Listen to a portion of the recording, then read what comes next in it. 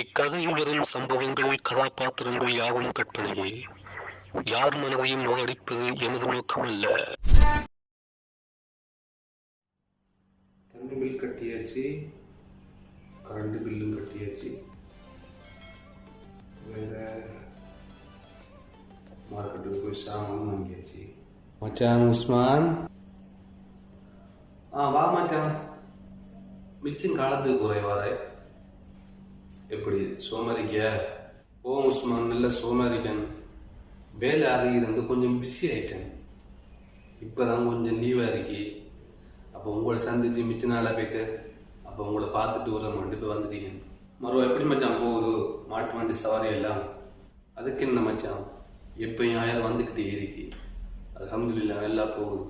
அது சரி உஸ்மான், உங்களோட மகன் OLX எழுதினானே, எப்படி நல்லா எழுதினானம்மா? ஓ மச்சான், எல்லா கேள்வியும் நல்ல முன்னான்னு சொன்னான். உண்ட மகளும் இந்த மகனோடனே, அப்போ அவங்க எக்ஸாமுக்கு போயிருப்பாங்க.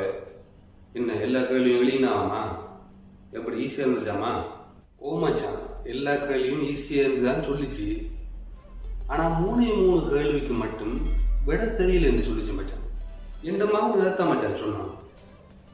3 கேள்வி தவிர மற்ற எல்லா கேள்வியும் ஈஸியாக இருந்துச்சு அப்படின்னா, நான் இந்த பிஸியில் என்ன கேள்வின்னு கேட்கல.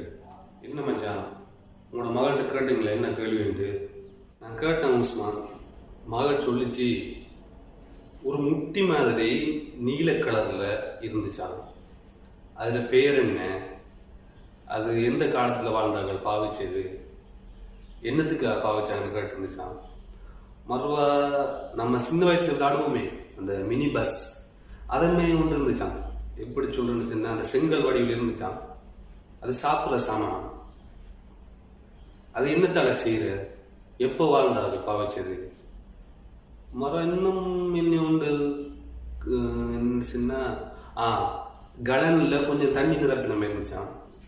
இது என்ன சாமான், என்ன திரவம், இது என்னத்துக்கு பாவிச்ச, எந்த காலத்துல பாவிச்ச, இப்படி 3 கேள்வி வந்துச்சான். என்ன சாமான்டா அது? நம்மட காலத்திலேயே நம்ம அதை கண்டது இல்லையே, யாருக்கு தெரியும்? படிச்ச பிள்ளைகளுக்கே தெரியாது, நமக்கு எப்படி தெரியும்? சரி உஸ்மான், டைம் ஆயிட்டு, நான் போயிட்டு வரேன். இன்னொரு நாளைக்கு சந்திக்கணும். சரி உஸ்மான், நான் போயிட்டு வரேன். சரி மச்சான், இன்னொரு நாளைக்கு சந்திப்பேன்.